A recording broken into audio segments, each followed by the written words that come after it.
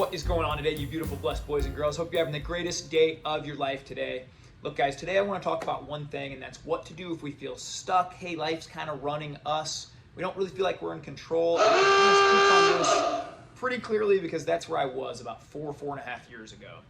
As you can see by a couple pictures right here and right here, I had the dad bod thing going, man. I was working a corporate job that I wasn't really passionate about, in a marriage that truthfully was not good at all.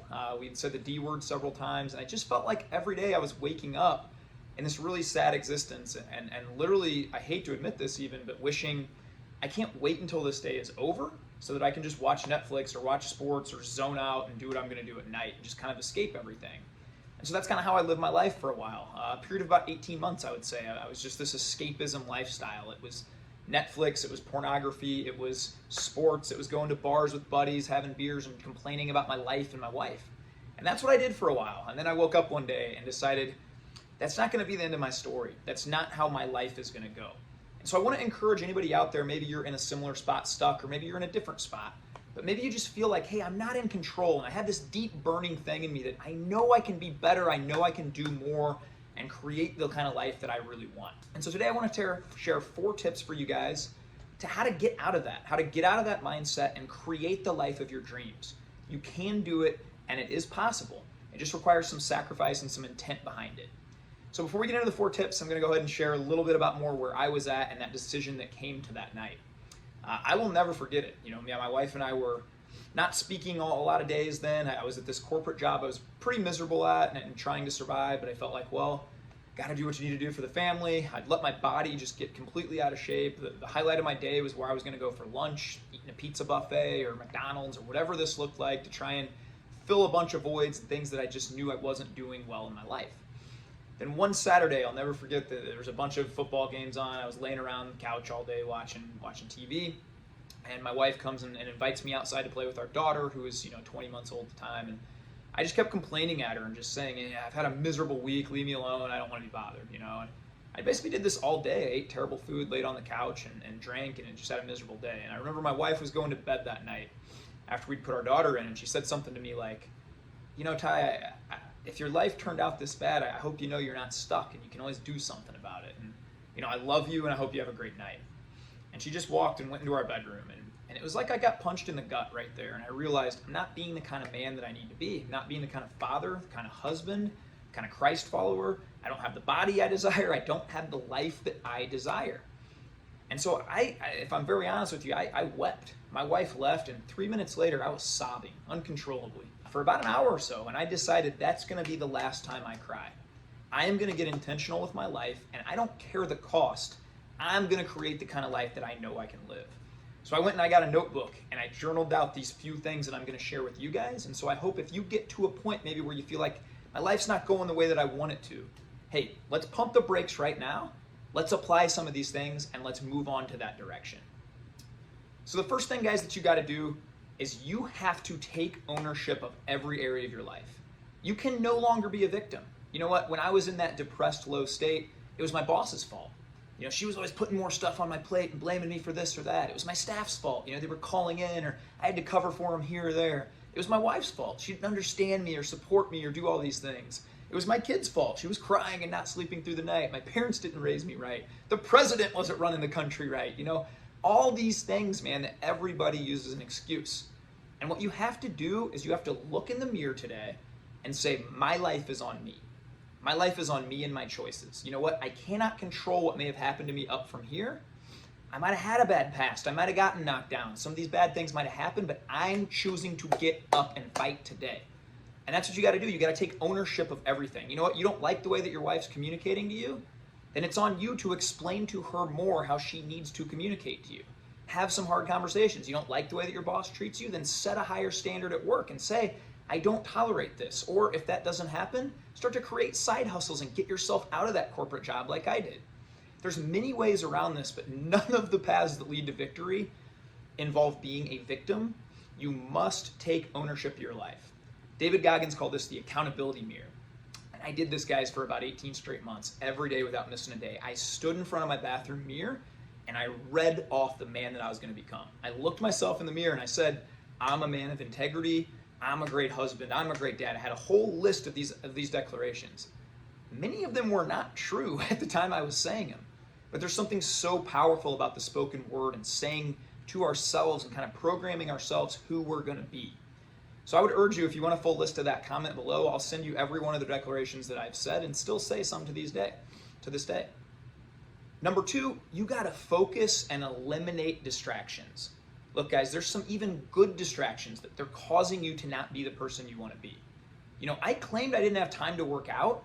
I claimed I didn't have time to journal. I claimed I didn't have time to do all these positives, start a side hustle and a side business. I watched 30 hours of Netflix and sports every week. I routinely went and golfed with buddies early on. I went to the bars constantly and had drinks with friends.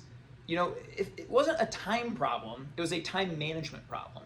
So you've got to look yourself in the mirror, start to schedule out, start to hold yourself accountable and leverage every minute of where your day and where your best energy is going. Because mine sure as heck wasn't. I said I didn't have enough time. I watched Game of Thrones 2 times all the way through, guys. It's a freaking 800-hour show or something, and I watched it all the way through twice. And yet I told myself time and time again, I don't have time to do these things.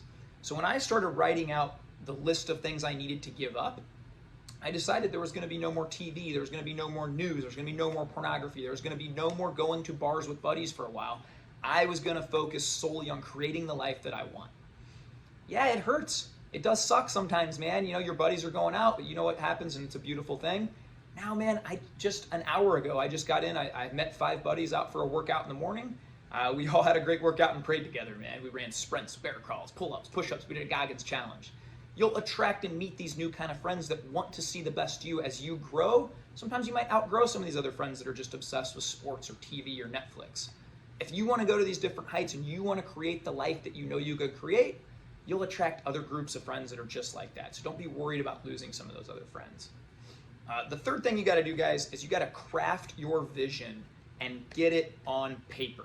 Now, this is a big one, and I see a lot of people make this mistake. I have this dream in my head. Okay, I know where I want to go. I have this dream. It's on my heart. It's in my head. It's just a daydream until you get it on paper. A lot of magic happens, guys, when you start to get out a journal, and that's the first thing I did that night after I was done crying, is I got a journal, and I wrote out exactly who I was going to be, and then exactly the steps it was going to take to get there. And that's the thing you got to do, is the first thing I did is I wrote why. Why is it so important to me? Because, guys, you're going to wake up, my alarm went off at 5:05 every day. I didn't feel like getting up a lot of those days. I had my why on my bedside table, and it told me this is why it's so important that I create this life that I want.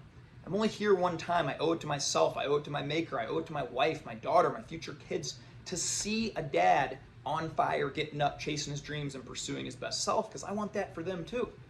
It was so critical on those days to get up and do it. So write your why, and then craft your vision. What is your life going to look like in 3 years? What does it take to get there?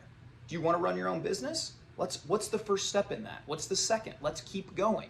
Hey, do you want to be worth X amount of money and create passive income streams?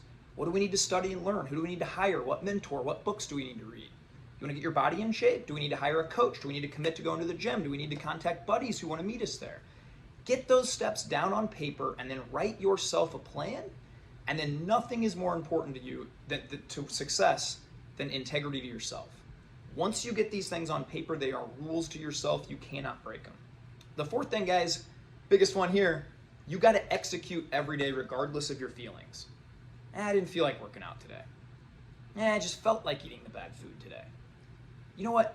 All of us have had jobs at some point. I went to a job every day for 6.5 years that I never felt like going to. Not one day did I wake up and say, oh, I'm fist pumping, I get to go be a banker. Not that there's anything wrong with being a banker, it just wasn't my passion.